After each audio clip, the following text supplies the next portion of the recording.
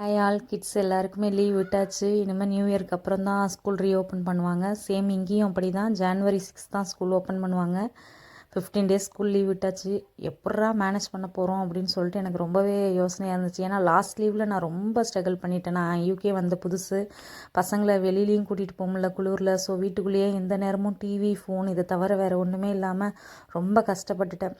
But இந்த leave அப்படி இருக்கக்கூடாது அப்படின்றதுக்காக நான் யோசித்து ஒரு முடிவெடுத்தேன். ஒரு 15 மினிட்ஸ் வாக்கில் எனக்கு ஒரு லைப்ரரி இருந்துச்சு.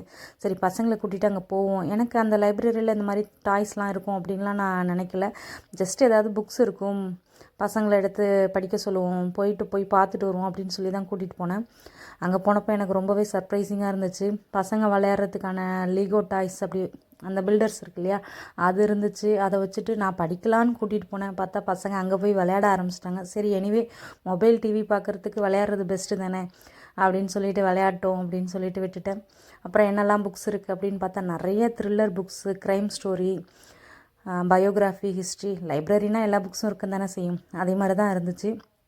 ஸோ இந்த வீடியோ உங்களுக்கு பிடிச்சிருந்துச்சுன்னா என்னோடய பேஜை மறக்காமல் ஃபாலோ பண்ணிக்கங்க, சப்ஸ்கிரைப் பண்ணுங்கள், லைக் பண்ணுங்கள், கமெண்ட் பண்ணுங்கள். அண்ட் நீங்களும் இந்த லீவை ஏதாவது யூஸ்ஃபுல்லாக பண்ணுங்கள். பசங்களை வெளியில் கூட்டிகிட்டு போகிறது ஒரு பக்கம் இருந்தாலும் அவங்களுக்கு ஏதாவது நீட் இந்த மாதிரி படிக்கிற சம்மந்தமாக ஏதாவது இருந்துச்சுன்னா பண்ணுங்கள். Thank you to all.